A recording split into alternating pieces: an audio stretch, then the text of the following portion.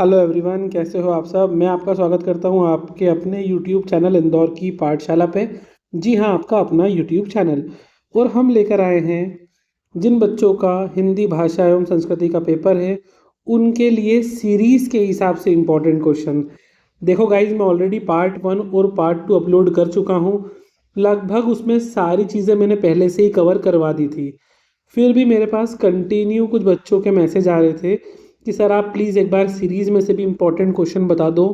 तो ठीक है बेटा, देखो जो आप चाहते हो वो सब आपको हमारे चैनल पे मिल जाएगा। तो मैं आपको सीरीज़ के अकॉर्डिंग भी इम्पोर्टेंट क्वेश्चन बता देता हूँ, अगर आप सीरीज़ के हिसाब से ही जानना चाहते हैं तो आइए स्टार्ट करते हैं। आप वीडियो को लाइक कर दीजिए, चैनल को सब्सक्राइब कर दीजिए और बेल आइकन ज़रूर दबाइएगा ताकि कोई अपडेट आपसे मिस ना हो। तो यूनिट 1 इकाई 1 हमारे सामने है, भारतीय ज्ञान परंपरा एक परिचय। बेटा भारतीय ज्ञान परंपरा से बिल्कुल क्वेश्चन आने वाला है, तो आप फर्स्ट क्वेश्चन तो अच्छे से तैयार कर ही लीजिएगा। ये जो फर्स्ट क्वेश्चन आप तैयार करेंगे उसी में आपका फोर्थ भी कवर हो जाएगा। भारतीय पारंपरिक ज्ञान की मुख्य विशेषताएं क्या हैं, ये आप ज़रूर कर सकते हैं। एक फर्स्ट क्वेश्चन आप अच्छे से कर सकते हैं। ये दो क्वेश्चन आपको बिल्कुल ज़रूर करके जाना है। भारतीय ज्ञान परंपरा क्या है, या भारतीय पारंपरिक ज्ञान की विशेषता बताइए, ये क्वेश्चन बिल्कुल आने वाले हैं। इनके आंसर्स भी मैं आपसे मेरी 2 वीडियो पार्ट 1 पार्ट 2 में डिस्कस कर चुका हूँ। वो वीडियो का लिंक भी आपको इस वीडियो के लास्ट में मिल जाएगा। अगर आपने वो नहीं देखा हो तो प्लीज़ एक बार उनको देख लीजिएगा, वो विथ आंसर्स है वो वीडियो। यहाँ पर मैं आपको सीरीज़ के हिसाब से इंपॉर्टेंट क्वेश्चन बता रहा हूँ। अगला जो सेकेंड चैप्टर में आपका क्वेश्चन है, भारतीय ज्ञान परंपरा में हिंदी भाषा के महत्व को समझाइए। जो भारत की इतने वर्षों से आ रही परंपरा है उसमें हिंदी भाषा का क्या योगदान है, तो ये प्रश्न भी आपको करना है अच्छे से। इसमें आपको क्वेश्चन नंबर 3 ध्यान रखना है, महर्षि पाणिनि को भाषा विज्ञान का जनक क्यों कहा जाता है, और इसके एक डिटेल आंसर को मैं पार्ट 1 में डिस्कस कर चुका हूँ। यहाँ पर इनको भाषा विज्ञान का जनक क्यों कहा जाता है वो तो इम्पोर्टेंट है ही, पर आपको इनका एक थोड़ा सा ओवरव्यू भी ध्यान रखना है कि पाणिनि थे वो कौन थे, इनके गुरु कौन थे। थोड़ा बहुत आपको इनका ओवरव्यू ध्यान रखना है। तो आप थर्ड क्वेश्चन और सेकंड क्वेश्चन को मिला के पढ़ लीजिएगा, तो इससे आपका कोई भी क्वेश्चन अगर बनता है तो आप उसका इजीली आंसर लिख सकते हो। देखो जिन बच्चों को भी डर लग रहा है कि सर काफ़ी टाइम से हिंदी नहीं पढ़ी है, हिंदी के में डर लग रहा है, डरने की कोई बात नहीं है। हम बोलते भी हिंदी में, घर पे बात भी हिंदी में ही करते हैं, तो वही हिंदी आपको लिखना है बस। बिना टेंशन लिए आराम से आप समझ लो, चले जाओ। हम यूनिट 2 पे आ गए हैं। यूनिट 2 में आपको मातृभूमि चैप्टर दिया है मैथिली शरण गुप्त जी का। बेटा सबसे पहले तो इनका जीवन परिचय सबका करना है आपको। मैं ऑलरेडी मेरे पार्ट 2 में सबका जीवन परिचय बता चुका हूँ, उनकी रचना बता चुका हूँ। जिनने पार्ट 2 नहीं देखा है वो देख लो, उसमें से सारे कवि परिचय याद कर लो, उनकी रचना याद कर लो, और उसमें हर चैप्टर की समरी भी दी हुई है। तो अगर आप समरी याद कर लेते हो तो कोई भी अलग से क्वेश्चन आंसर आपको याद करने की ज़रूरत नहीं है, क्योंकि हम इतने तो समझदार हैं कि समरी में से आंसर लिख सकते हैं। फिर भी मैं कुछ क्वेश्चंस आपको सजेस्ट कर दे रहा हूँ। इसमें आप मातृभूमि कविता में कवि की भावधारा का परिचय दीजिए, ये क्वेश्चन आ सकता है इसमें। और आप चाहो तो 7th क्वेश्चन मातृभूमि से कवि के बचपन का क्या संबंध रहा, ये दो क्वेश्चन आप पढ़ सकते हो। नेक्स्ट चैप्टर है भारत वंदना, सूर्यकांत त्रिपाठी निराला जी की है। अगेन मैं इसका सारांश अपने पार्ट 2 के वीडियो में दे चुका हूँ। सारांश आपको सारे चैप्टर का करना है अच्छे से, ताकि कोई भी क्वेश्चन आंसर आप बना सको एग्जाम में। देखो बेटा पेपर थोड़ा सा अगर डिफिकल्ट बना तो वो आपसे भारतीय वंदना में भारत की अंकित छवि के बारे में 10 पंक्तियां लिखने को कह सकते हैं। बट मैं फिर बोल रहा हूँ उसमें आपको ऑप्शन मिलेगा तो आप इसको स्किप कर सकते हो, बट एक बार पढ़ के रख लेना। विलोम शब्द और पर्यायवाची शब्द का मैंने आपको मेरी उस वीडियो में भी कहा था कि आपको याद करना है बुक में से पर्यायवाची और विलोम शब्द। पर्यायवाची शब्द आपको पता है, विलोम शब्द भी आपको बहुत सारे तो आते ही हैं। एक बार और अच्छे से रीड कर लेना ताकि आप विलोम लिख सको। विलोम मतलब उल्टे अर्थ बताने वाले शब्द, वो पर्यायवाची मतलब समान अर्थ बताने वाले शब्द। अगला चैप्टर है हमारा शतरंज के खिलाड़ी। मुंशी प्रेमचंद्र जी द्वारा लिखा गया है। आपको पाठ का सारांश और कवि का जीवन परिचय, दो चीज़ तो आपको सबकी याद रखना है ताकि आपसे कोई क्वेश्चन ना छूटे। सारे पाठ का सारांश और एक बार जीवन परिचय, उनकी रचनाएं। यूनिट 3 पे आ गए अपन। भारतीय भाषाओं में राम, राम जी का क्या महत्व है, यही क्वेश्चन मैंने आपको बताया था। राम विश्व चेतना के आधार हैं, इसी को आपको अच्छे से याद कर लेना है। इसके अलावा जब मैंने आपको वो आंसर एक्सप्लेन करवाया था तब मैंने आपको बताया था कि राम जी हमारे साहित्य के अलावा अलग अलग जगह, बौद्ध साहित्य में, जैन साहित्य में भी राम जी से जुड़ी बातें लिखी है। तो आप इनको सिर्फ एक बार ओनली रीड करके चले जाना कि ये आपके आंसर फॉर्मेशन में काम आएंगे। जब आपको आंसर लिखना पड़ेंगे तो वहाँ पर आप इनका रेफरेंस दे सकते हो। देखो बेटा, सिर्फ ग्रंथ के नाम याद रखना है यहाँ पे आपको, और कथाओं के नाम ध्यान रखना है। काफ़ी इजी याद रखना, और स्टोरीज तो वैसे भी हमको याद रह जाती है।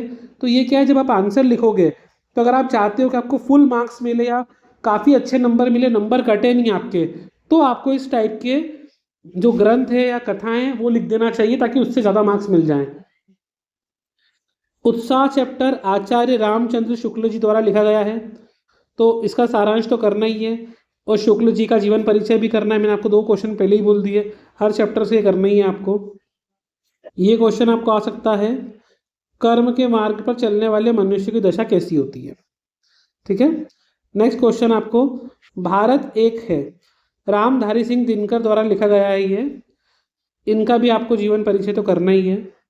देखिए, जो बच्चे पहली बार मेरा वीडियो देख रहे हैं, जिन्होंने अभी तक वीडियोस नहीं देखा है, हम first year BCom, BSc, BBA सबकी वीडियोस डाल रहे हैं, अपलोड कर रहे हैं हमारे चैनल पे। सेकेंड ईयर की भी आपको यहीं मिलेगी, फाइनल ईयर की भी यहीं मिलेगी। तो अगर आपने अभी तक चैनल को लाइक नहीं करा, लाइक कर दीजिए, सब्सक्राइब कर दीजिए, बेल आइकन ज़रूर दबाइए, प्लीज़ रिक्वेस्ट है। बच्चे बेल आइकन प्रेस नहीं करते और कई बार वीडियो अपलोड हो जाने के बाद भी फिर उनको मिलती नहीं है, और वो मुझसे बाद में कमेंट करके वीडियोस की लिंक मांगते हैं। तो प्लीज़ आप ज़रूर सब्सक्राइब करके बेल आइकन दबा दीजिए ताकि आपको अपलोड होते से ही उसकी नोटिफिकेशन आ जाए। ठीक है, तो ये क्वेश्चन आपको करना है। अभी सिर्फ मैं क्वेश्चंस बता रहा हूँ क्योंकि आंसर्स का वीडियो मैं ऑलरेडी पहले अपलोड कर चुका हूँ, वो आपको फर्स्ट ईयर की प्लेलिस्ट में मिल जाएगा। इसमें आपको क्वेश्चन आ सकता है, राष्ट्रीय एकता की सबसे बड़ी बाधा क्या है, यह आपको बताना है। विविधता में एकता से क्या आशय है आपका, ये भी आपके लिए इंपॉर्टेंट है। 10 अफसर कहानी शरद जोशी द्वारा लिखे गया है, ये व्यंग्यात्मक, इनके चरित्र के बारे में और सारांश आपको याद रखना ही है। सारांश सबके पढ़ के याद रखना है बेटा। ये जो आपको भाव पल्लवन वगैरह आ रहे हैं उसमें इस टाइप का क्वेश्चन भी आपको पूछ सकते हैं। अफसर यदि इस किनारे जा रहा है तो आप उस किनारे जाइए, इसी में आपकी खैर है। इसको 100 शब्दों में व्याख्या करना है। जो मैंने आपको भाव पल्लवन बोला था वो इस तरीके से आपसे पूछ सकते हैं। यूनिट 4 हमारे पास है शब्द रचना। शब्द किसे कहते हैं बेटा, सबको पता है। तो सम शब्द, तद्भव शब्द किसे कहते हैं, इनका अंतर मैं आपको मेरी वीडियो में बता चुका हूँ, करवा भी चुका हूँ, तो आपको याद कर लेना है। इस तरीके से शॉर्ट क्वेश्चन भी पूछ सकते हैं आपसे कि तत्सम और तद्भव शब्द छाटिए, या फिर कोई शब्द दे देंगे, इसका तद्भव बताओ या तत्सम बताओ, इस तरीके से भी क्वेश्चन आ सकता है। तत्सम शब्द जो सीधे संस्कृत भाषा से लिए हैं बिना कोई चेंज करे, तद्भव जो संस्कृत से हिंदी में परिवर्तित करके जिनका हम उपयोग करते हैं। इसके अलावा एक हम देशी और विदेशी शब्द के बारे में भी पढ़ चुके हैं। देशी शब्द क्या होते हैं, विदेशी क्या होते हैं, इनके उदाहरण भी हम ऑलरेडी हमारी प्रीवियस वीडियोस में दे चुके हैं। इसमें बेटा उपसर्ग प्रत्यय क्या होता है, उनमें अंतर बताने को आ सकता है। उपसर्ग वे शब्द होते हैं या वे शब्दांश होते हैं जो शब्द के आगे जुड़ के उनके भावार्थ में परिवर्तन कर देते हैं, वो उपसर्ग कहलाते हैं। जैसे सफल में अगर मैं आगे अ लगा दूँ, असफल, तो उसका अर्थ भिन्न हो गया।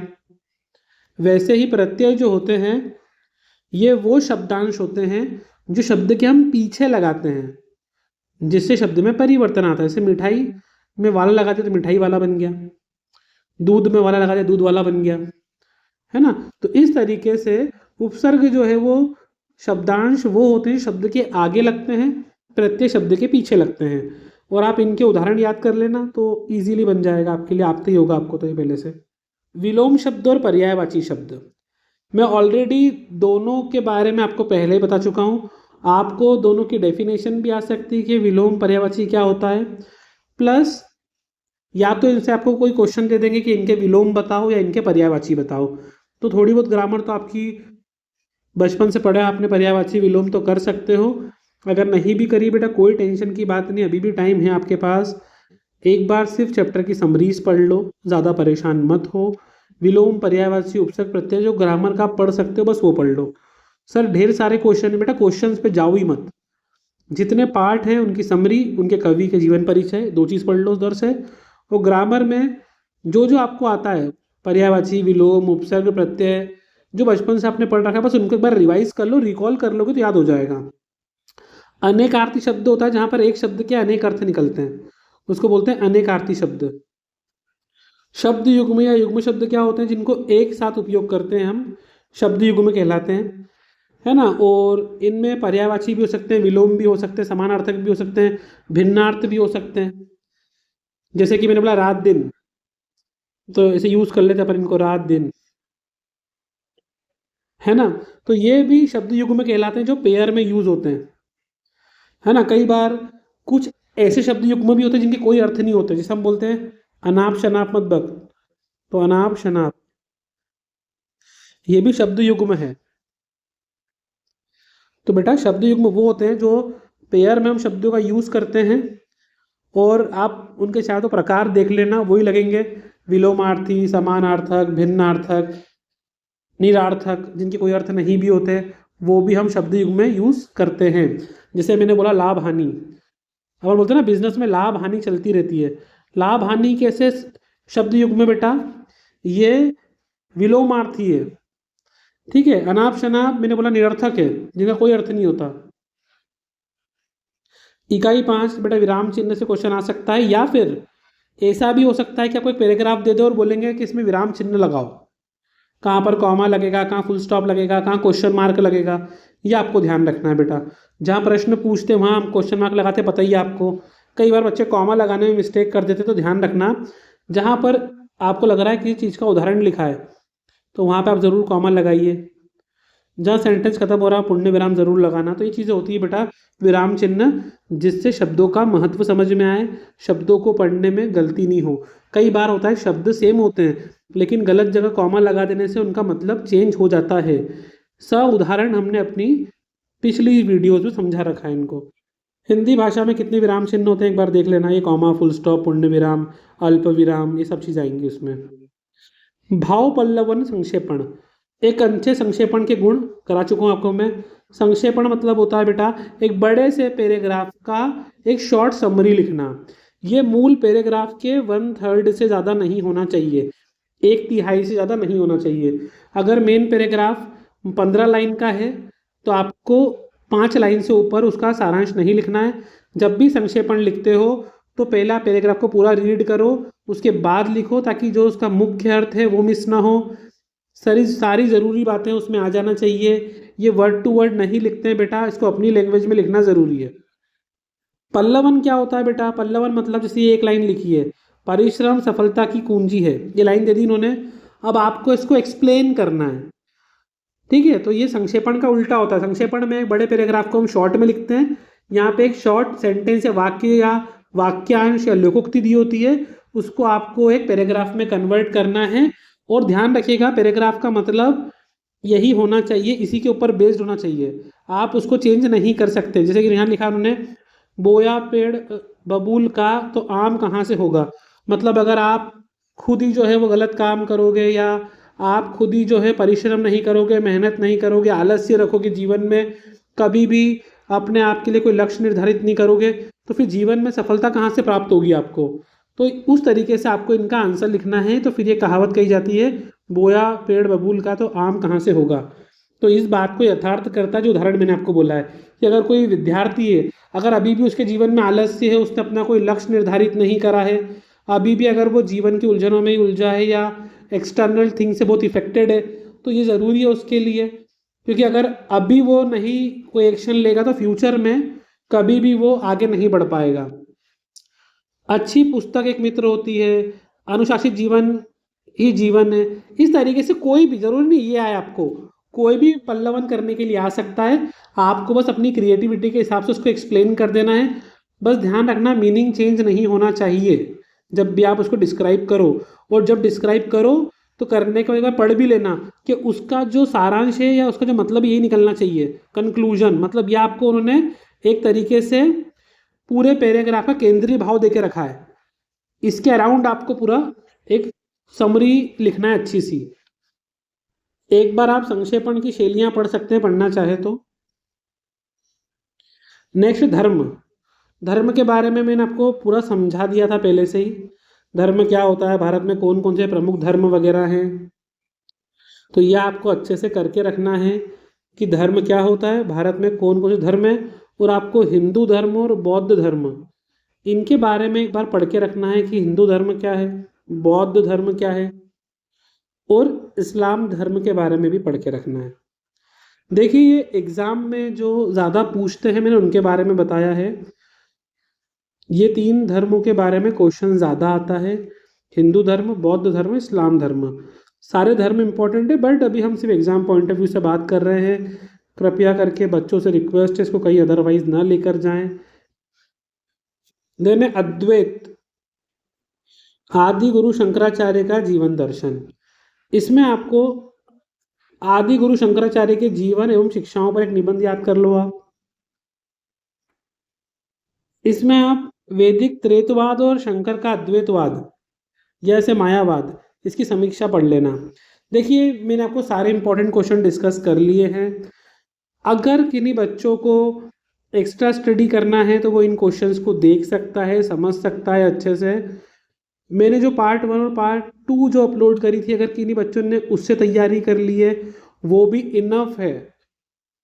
बट ये सडनली मेरे पास कंटिन्यूएशन में मैंने देखा कुछ बच्चों का रिक्वेस्ट आ रहा था कि प्लीज़ आप सीरीज़ के हिसाब से इंपॉर्टेंट क्वेश्चन बता दो, सीरीज़ के हिसाब से इंपॉर्टेंट क्वेश्चन बता दो। तो आपकी बात को ध्यान में रखते हुए लास्ट मिनट टिप्स के रूप में ये क्वेश्चंस मैंने आपको बता दिए हैं। आप इन क्वेश्चंस को एक बार देख लो और बिना डरे एग्ज़ाम देने जाओ, क्योंकि हिंदी का पेपर है, हिंदी में भी डरने लगे अगर हम तो फिर क्या ही मतलब है पढ़ाई का, है ना। तो बिना टेंशन के जाओ। All the very best. हमारा चैनल आपके साथ है। इंग्लिश के लिए 2 वीडियोस पहले ही अपलोड हो चुकी हैं, उसके लिंक भी आपको इस वीडियो के लास्ट में मिल जाएगी, और पार्ट 1 पार्ट 2 की वीडियो भी मिल जाएगी, वो आप देख सकते हो। All the very best for tomorrow's exam. और अंडरस्टैंडिंग इंडिया की वीडियोस भी आपको यहीं मिलेगी। आप बिल्कुल उसके लिए परेशान मत होइए, अभी सिर्फ हिंदी की तैयारी कीजिए। ठीक है गाइस।